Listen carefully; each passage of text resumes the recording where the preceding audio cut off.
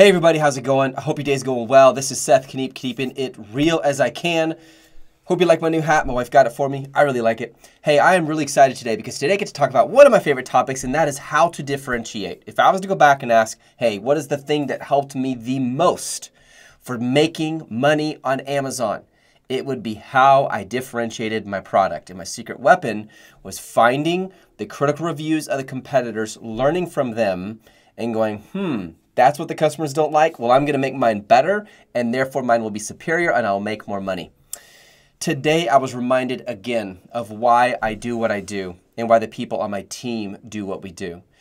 This couple wanted to visit their grandma. She's over 90 years old. She's close to her deathbed. And the guy goes, I can't go because I don't have time off from work. And so he couldn't go and see his 90-some-year-old grandmother. This may be the last time he would ever get a chance to see her because she was sick and on the edge of death. And he suddenly thought, you know what? I'm not doing this anymore. And he left his job. And today he's a full-time entrepreneur and doing very well. That's the reason I do what I do. I do not want a boss keeping me from being able to spend time in a way that is valuable, something that I would regret on my deathbed, something that I would not be proud of. I don't want to have to sit here and go, man, should I see my grandmother, my last chance to see her, or should I make my boss happy? There shouldn't even be that kind of tension. He even asked, hey, is there any way you would just let me go? And they said no. So he went anyway. And I say, good job, congratulations. Just today I met with one of my clients. Last night he chatted me, said, hey, can we have a meeting? I said, absolutely. And I gave him a time. And he goes, well, the only problem with that time is I'm working during that time. And he goes, maybe I should just finally fire my boss. And I wrote him back and I said, do it. Today, he's making 10 times what he made when he started on our program. And so we fired his boss today, and today he is a free man. And now he is able to build his income and focus solely on what he loves doing and for his wife and for his little girl. That's awesome. That's incredible. That's why we do what we do. That's what Just One Dime is all about. Today I want to talk about the difference between real value and perception value. Now what's funny is a lot of people think perception value is not valuable, and that's completely untrue. Perception value is what you want to have towards your potential buyers, and real value is what you need for your customers. Let's say, for example, I have, hey, look at that. In honor of a guy named Dennis, I just picked up a different item on my desk because I know I tend to pick up always the same stuff. So we're going to do a raffle prize today. No, not really. This is really cool. It's called a Roosters stand for your laptop. They are one badass company. Absolutely love these guys. I would buy from them just to see their customer experience and how they handle the whole thing, along with their how-to video and everything. But I want to show this to you.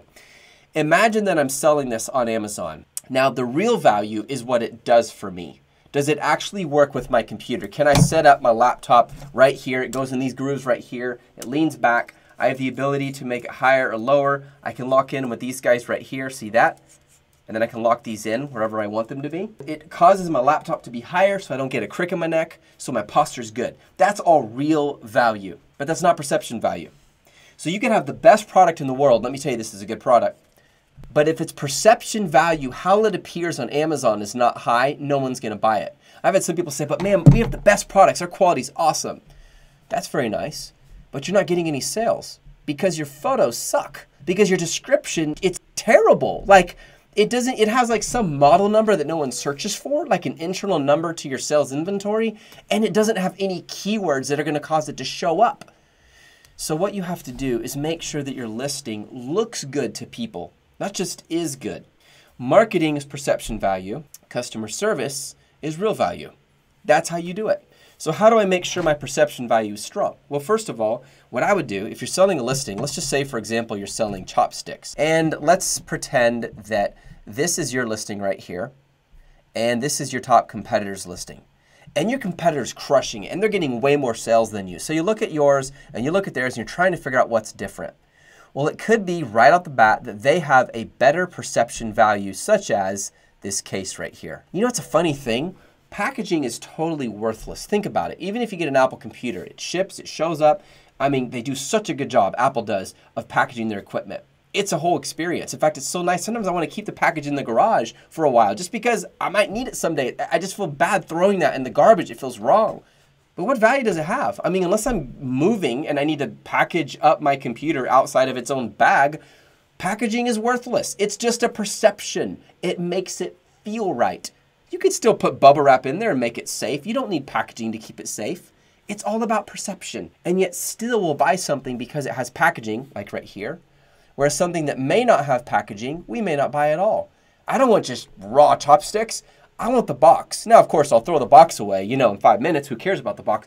But that box tells me this must be of more value. It doesn't actually make rational sense, but who cares? What matters is if you're in business to make money, you need perception value. If your customer finds it valuable, that is what matters. So these guys, when they sold this, I wish I had it. I threw it away. Haha, look, check that out. They had a box that this was in, a little box. It was awesome. It was long and skinny and it fit perfectly. It had nice little designs on it and it made it seem more valuable. Now, what if they said, well, look, why don't you just buy it? You don't need packaging. Why do you need that? It's a waste. We'll send it to you with bubble wrap all over it. We'll tape it up and make it nice and bundly for you. And you get this and you open it up and you stick it on your desk and man, it works amazing. It's great. The real value is there. Just buy it like that. The funny thing is you're going to get fewer sales if you don't have perception value because people need to see that it looks amazing. Let me put it this way. Have you ever sold homes before? We've done a lot of real estate investment and renting out and things like that. Imagine you have this house and this house has the best air conditioning. The roof is done. It's complete. The foundation and structure is solid. So all the really important stuff, so the house doesn't fall down on my head, so that the rain doesn't get through the ceiling, like all the important stuff, it stays cool in the summertime of Austin, Texas, where it gets really hot. It's there. All the real value is there. But the only problem is when you bring your potential buyer up to the front of the house, they notice that the paint is peeling on the front door. Well, that doesn't really matter. There's an overhang. It's not going to damage the door. The door's not going to fall off for 100 years, so you don't really need that paint. Well, wait a minute. The grass is overgrown. There's weeds. Is that real value? Are you going to go out there and sleep in the grass? I mean, it's just how it looks. Does it actually add any value to my day? Does it help me with my job? Does it help me with my wife or my kids or my dog or my car? It's just grass. The funny thing is, all you need to do, drop $5,000, $10,000, fix up the front of the house, make it look pretty. You can charge $15,000, $20,000 more and sell your house, all because of perception. Now, here's the thing to remember. You don't just need perception. Perception helps you to get the buys, but you also need real value. Because some people still have really good perception value. I mean, it's amazing. And then they get this piece of crap in the mail. And the seller wonders why their negative reviews are so freaking negative and why their feedback is below graveyard level. I mean, it is bad. Here's the problem. If you don't have real value, your business will fall apart. Treat Amazon not like a place where you're selling stuff. Treat it like a business. Like if you were to go to a coffee shop and you walked in and the outside looked great, but you tasted the coffee and you almost threw up after drinking it, would you come back? No way. In fact, you'd probably be so angry, you would go somewhere online and you would fill out a very negative review. And people are going to see that. And before you know it, no one's showing up at the coffee shop. They're not making money. They shut down. Someone else moves in. Your business will crumble if you don't have real value. But let me tell you something else. Your business won't start if you don't have perception value. You must have perception value. Now, let me explain what this is. Perception value is photos. This looks nice. Perception value would be a prop photo. Look at that. They added the red rose. Is that rose going to show up when I order this product? Of course not. I'm not getting a rose. Oh, wait, look, I might get a little few strands of wheat. No, I'm not. Am I going to get the deck boarding? No. Then why not just show me the chopsticks? Because of perception value. That is why. The photos are your #1 most powerful perception value convincer. Look at this. These photos are beautiful. They even have a human in it. Like, of course I know how to use chopsticks. Why are you showing me a hand? Because it makes it look better. And people aren't going to buy something if it doesn't look good. The only thing missing here, really two things. They need a tech spec photo. Aha, look at that. Well, they made an effort. It is 23 centimeters, but they could have done a better job than that. They could have given me what is the wood type, how is the thickness, give me more.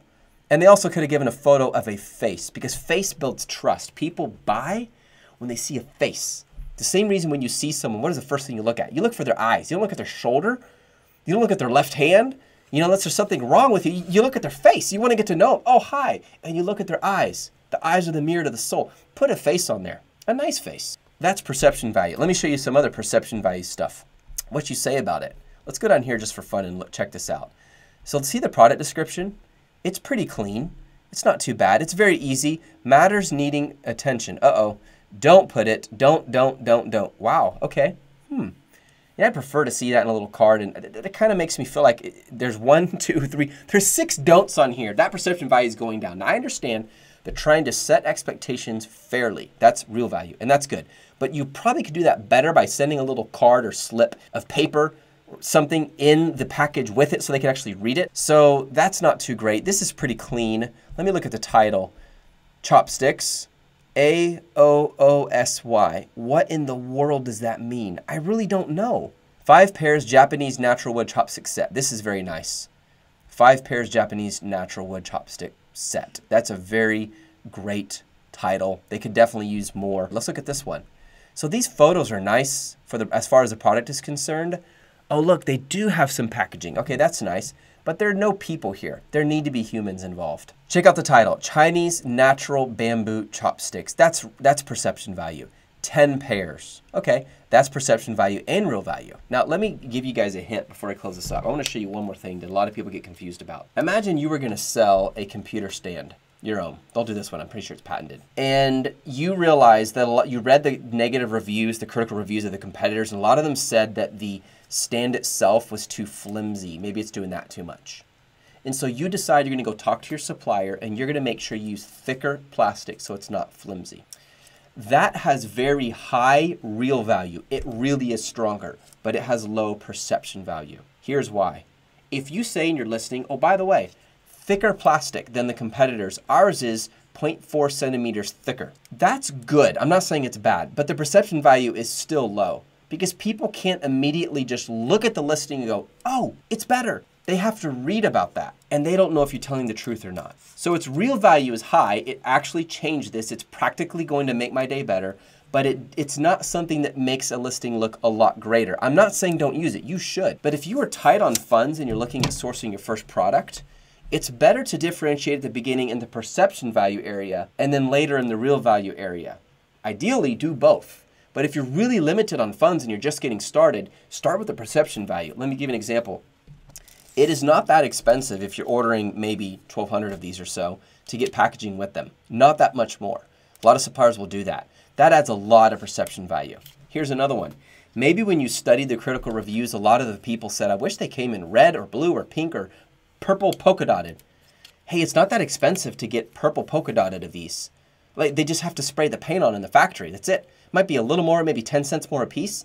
And the real value hasn't changed at all. Think about it. Does having a different color change its value, its real value? No, because I'm still going to use it. It's not going to change anything.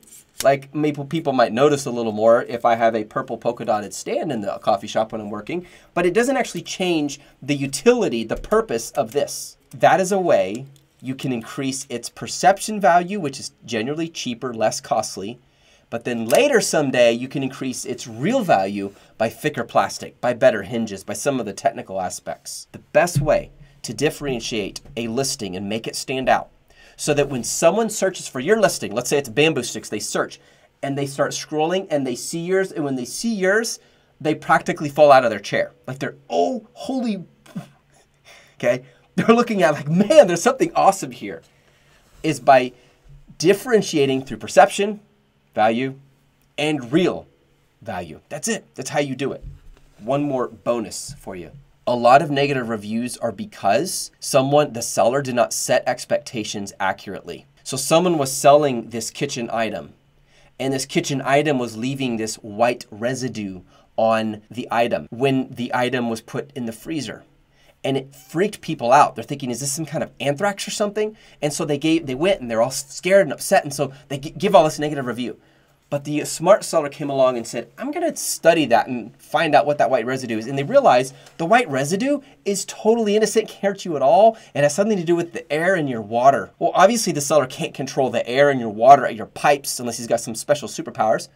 So that seller goes and he says, look, in the listing he says, expect white residue, completely harmless. Here's what it means. Now when people get it, like, oh, white residue, we already know about that. We're not worried.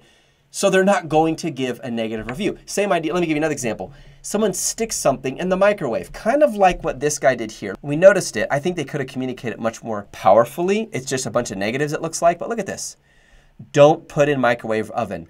That's smart. Microwave or oven, that's smart. Do you know why? Because if someone puts it in the microwave and it explodes, they get angry, they go complain on Amazon, give you a negative review. Well, they weren't supposed to put it there in the first place. They set expectations. Set the expectation of your customer so they expect how it's supposed to work. Do not assume anything. Don't assume they know what to do and what not to do. Well, I know what to do. Of course they should. No, they may not. Maybe this is the first time they even touch a chopstick, let alone buy one. Hey, this is Seth. Can you keep it real? I wish you an awesome night. Go crush it. Make success for yourself. Don't complain. Don't whine. Take ownership for your own issues and kill it. You can do this. I'll see you. Bye.